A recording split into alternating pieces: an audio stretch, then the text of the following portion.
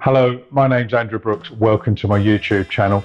Now this video, I'm going to be talking about baking wholemeal bread.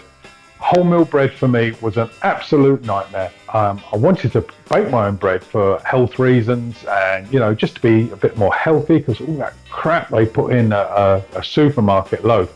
If you can make your own bread, it tastes so much better, and it's so much better for you. There's no preservatives, well, not too much anyway, but there's certainly none of the chemicals and stuff that supermarkets and major bread manufacturers put in. But the loaf for me that was always the hardest was the wholemeal loaf, or whole grain, or whatever you want to call it. Certainly not white bread. White bread I didn't seem to have too much of a problem with, but the wholemeal, the brown bread, as some people might like to call it, was one that I really struggled with. They came out like bricks, or fat and short, and they were really stodgy. There was no air or life to them. And I tried internet recipes, I tried YouTube recipes, but what I have done now is I've amalgamated all different aspects, and I've been making my own bread now for quite a few months.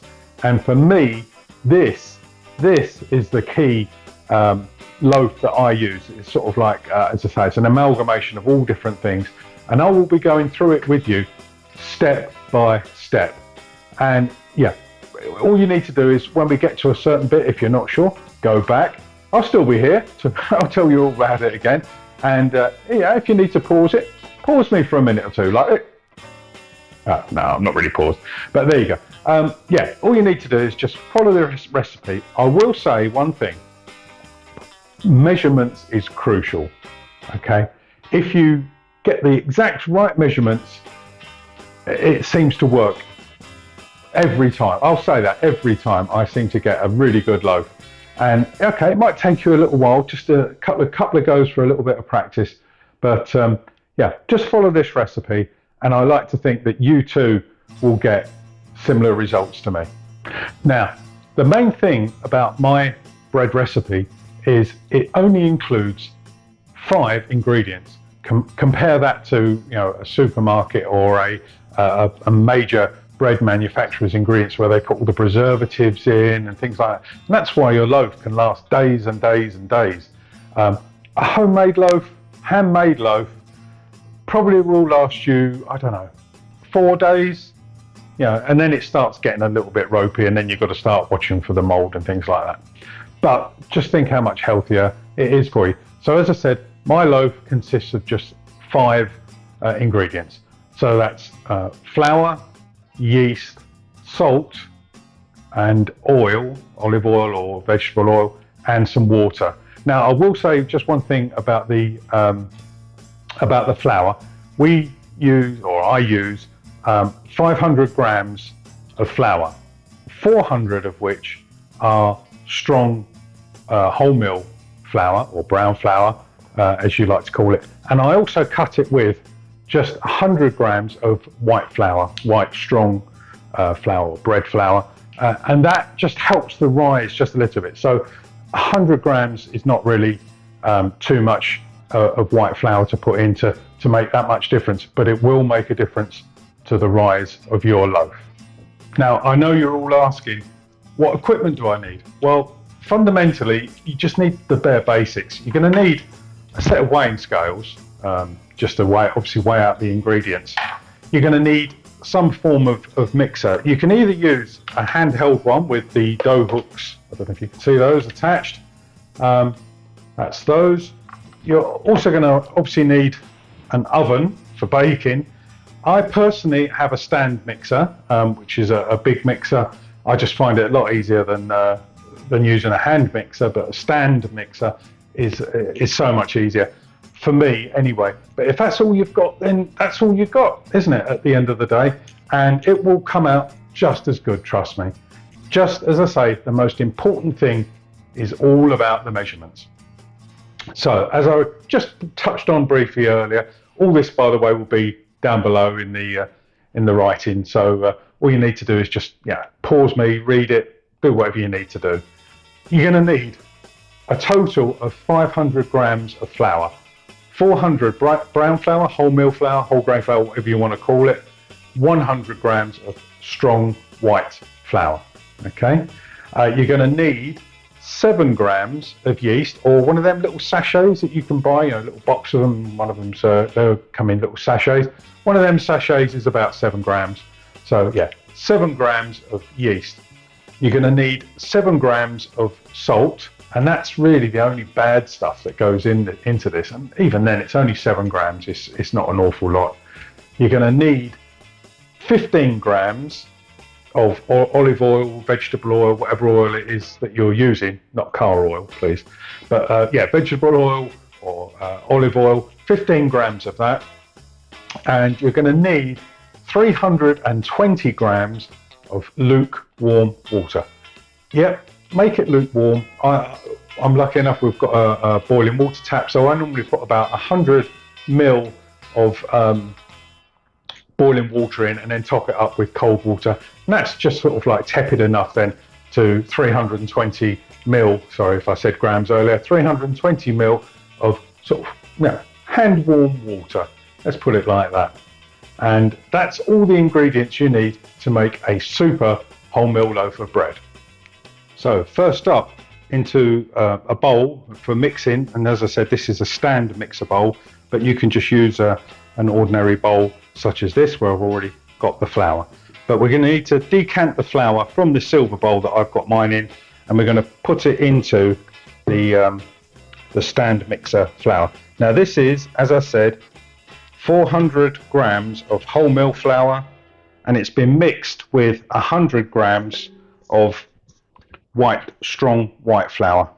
And as you can see, it just sits in there very nicely. Give it a little shake to even it up.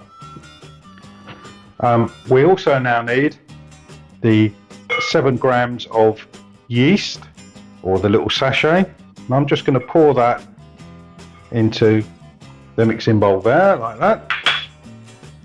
Next up, we've got 7 grams of salt, as you can see there in the little ramekin. Now I'm going to put it in the other side. Salt and yeast don't really like each other unless they're being mixed up. So I like to keep them as far apart as I possibly can for the longest amount of time. So I'm going to put them over on this side. So as you can see, I've got the yeast over here, the salt over here. So we've now got our ingredients loaded into the mixing bowl. I'm going to put that on my stand mixer like that. Next up, we're going to need the olive oil, as I'm using here, and I'm just going to pour that in. Just keep it there, get as much out of it as I possibly can, because the oil does it some good. And then last of all, we have the 320 ml of warm tepid water. And now I'm just going to pour that in to the mixture like that. And then I'm going to attach my dough hook. As I said, you might be using a hand mixer for this, in which case, yeah, you just go straight in and use it. Now this is where it starts getting a little bit loud. So before I turn it on, I'll just run through some things.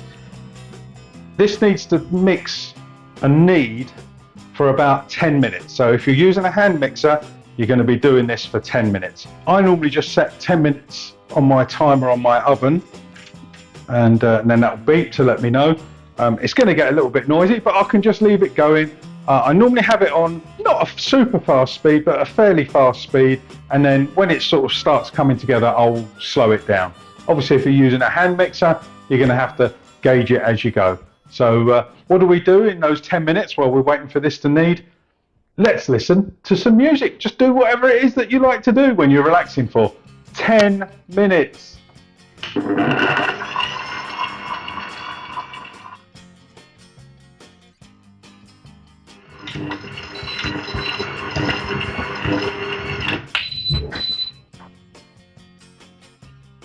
And as you can see, the 10 minutes is now up, so I'm going to take the dough out of the bowl I've mixed it in. If you're using your the bowl that you mixed all your ingredients in the first place, obviously I transferred mine, then you can just leave it in there. But I just thought I'd take this out of this one to show you. So we've got a ball of dough about that size. See, it looks, you can hold it in your hands, about yay big. So that's the sort of size that you're looking at after 10 minutes. Now, if you are using the bowl that you just mixed all your ingredients in, don't forget to scrape down the sides because you don't want to leave too much. Fortunately for me, on the stand mixer here, it doesn't tend to leave too much sticking to the side. But if you have done it with a hand mixer, you might want to scrape down and just sort of a little bit more crunch together. Now, the 10 minutes is up on the kneading. The next stage is the proving, and that is quite a long stage actually. It's 30 minutes is the next one, so we've got enough time now, once we put it in for proving, to go and do a bit of cleaning, reading, TV, Xbox, gaming, football, whatever it is that you do for half an hour while this is proving.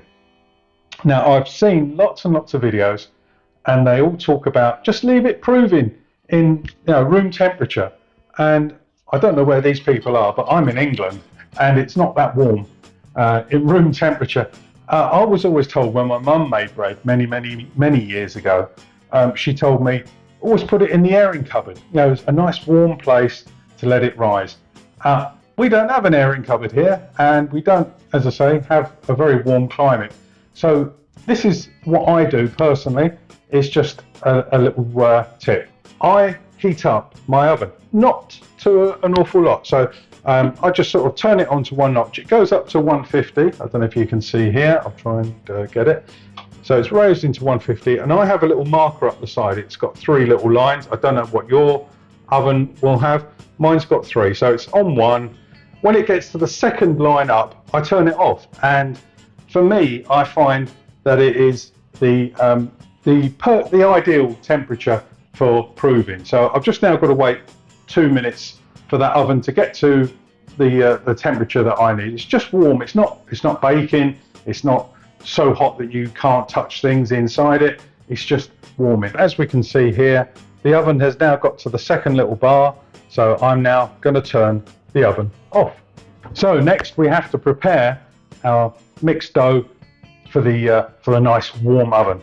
So if you're transferring your dough like I am, back to the original silver tray, I'm just going to squirt some oil in there just to sort of roll the dough around it. If you're using your original bowl, just put a few bits of oil in and roll the dough around inside the oil. Not too much though, you don't want it swimming. So as I say, we're now going to take this dough and we're now going to pop it in here, and I'm going to just sort of, I don't know if you can see, roll it around inside the oil just to coat it in the oil. I'm going to move my stand mixer out of the way, and as you can see there's the dough. Next we need to cover it, and now you can use cling film. It's a bit wasteful, plastics, blah blah, all that sort of stuff, not good for the environment. Here's a plastic reusable tip. How about that from me? A shower cap, just an ordinary shower cap. Don't go and get one out of the shower because that'll have all shampoo and horrible stuff in it. If you've got a clean one, often if you stay in a hotel they're giving these away, but if not, nip up to Boots or a chemist shop, they'll sell you 3 for £1.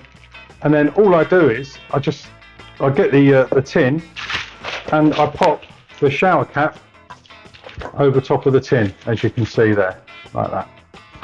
Next we're going to pop it in our warm oven, which I've just warmed up, for 30 minutes, and then it should rise, it should double in size. In that 30 minutes I'm going to listen to some music.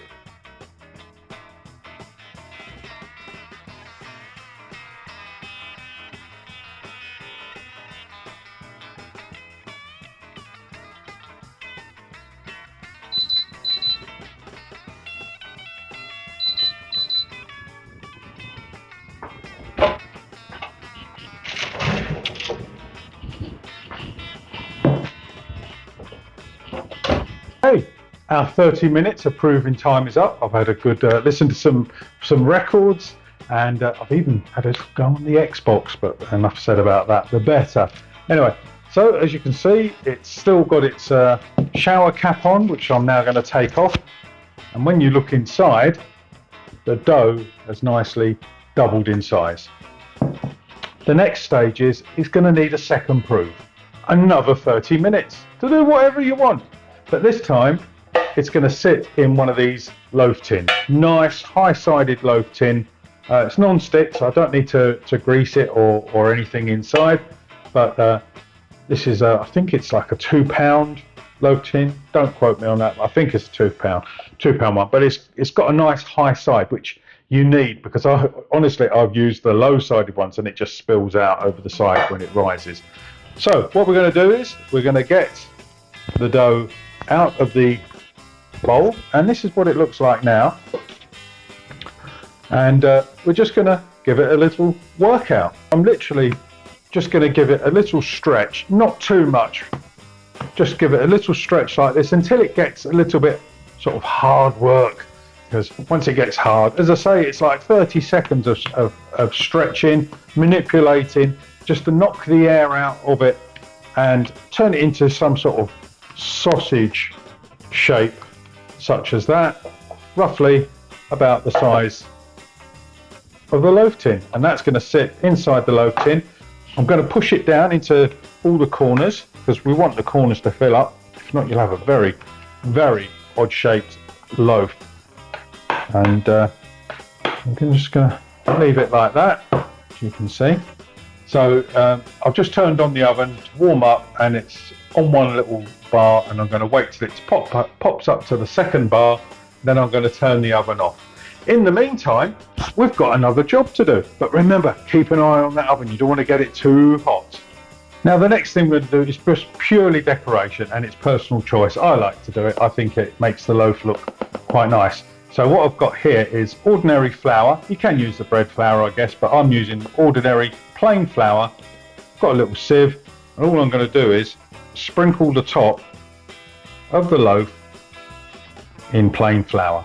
And then what that does, when it rises, it sort of gives it that little sort of dusting of flour that you see in the shop. Now my oven is back up to its warm temperature. As I said, I just let it get up to a little bit of warm temperature, and I'm going to pop this in there for another 30 minutes.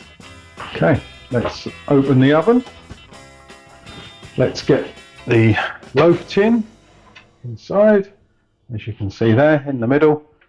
Shut the door, and we're going to set the timer for another. Get it up there. There we are. It's going to be another 30 minutes. Listen to some music, read a book, play some football, play some Xbox, do whatever you like for 30 minutes, but not a minute longer. Only joking, you can be a little bit. But this is my favourite bit. This is my favourite bit. It's when you get to see your dough rise, and when it gets, for me personally, I know when it gets to the top of the tin and it still carries on rising, I know it's going to be a good loaf. Fingers crossed this one is, because obviously I'm filming it. So with just about 4 minutes left to go, I thought I'd have a quick peek just to show you what I mean about when the dough reaches over top of the sort of like the loaf tin. I know it's going to be a good one. Now I don't know if you can actually see inside the oven because of the reflection, so I'm just going to open it a peek, and as you can see in there, look at that, the dough has risen beautifully over top of the loaf tin. I predict this is going to be a good one. Yeah, three minutes left to do, so I'll see you in 3 minutes time. We now have 20 seconds left to go of the second proving, and as we saw earlier, it has risen above the side of the loaf tin, which to me is a good sign. So once the beep goes off, I'll be getting the loaf tin out, because now we need to bake it.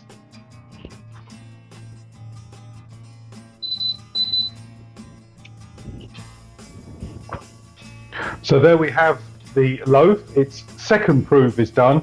Now we need to bake it. And guess how long we're going to bake it for? You got it, 30 minutes.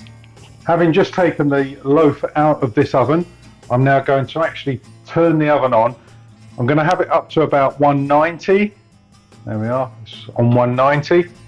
We're going to let it get to temperature. In the meantime, that loaf is perfectly all right, just sitting on the side. It's risen lovely. The oven is now reached temperature of 190 degrees. So we're going to open the door, and we're going to pick up our beautiful loaf. And we're just going to pop it in to the oven there. And remember, we're going to set it for another 30 minutes. I know it's a bit time consuming this, but I guarantee this bread will be the best bread you have ever eaten in your life. Oh my, I wish you could smell this kitchen now. We have a minute and a half left of this bake, and the aroma in this kitchen is fantastic. I'm looking in the oven and I can see the dome above the loaf tin is a really good one. This loaf is going to be so good. As I said, we've got a minute left and then we're going to get it out. And that's it. The loaf is done. All our hard work has paid off. Now let's have a look at the results. Got to turn the oven off, stop that horrible beeping noise, and save the energy now because obviously our loaf is baked. Oven gloves, very important. Always use oven gloves when you're getting a baked loaf out of the oven. When it's proving, I didn't need oven gloves, but for this one, I definitely will. Look at that loaf. Oh my, it smells gorgeous. There we go, look at that. Look at the rise on that dome. And there we go. How fantastic does this loaf look? The rise on it is fantastic for a wholemeal loaf. That is awesome. It's going to taste absolutely fantastic. And I can't wait, but we have to wait because, as I said earlier, this has just come out the oven, and you cut into, try and slice a red hot loaf of bread. It's just going to crumble up, and you need to let it cool down. So here it is, the finished article. One nicely cooled down loaf, and now we're ready to give it a cut. I'm going to have some lovely raspberry jam with it and some butter. But first, let's cut it and see what it looks like inside.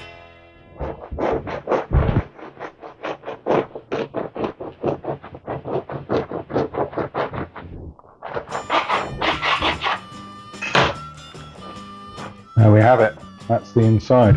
How beautiful is that?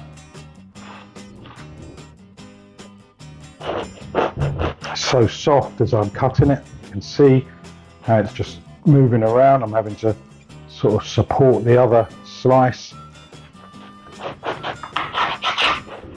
There we go. It's a bit thin, I know. I'm now going to get some butter and some jam. Yum. So, first on, nice, generous helping of lovely, soft butter. Maybe I need to learn how to make my own butter. That'd be an idea, wouldn't it? Next, I'm going to have some jam, raspberry jam, my favourite.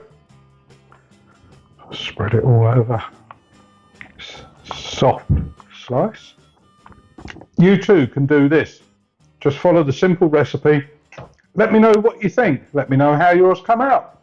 Let me know what else you would like me to try and make. I'll try. Anyway, I'll speak to you soon. Bye.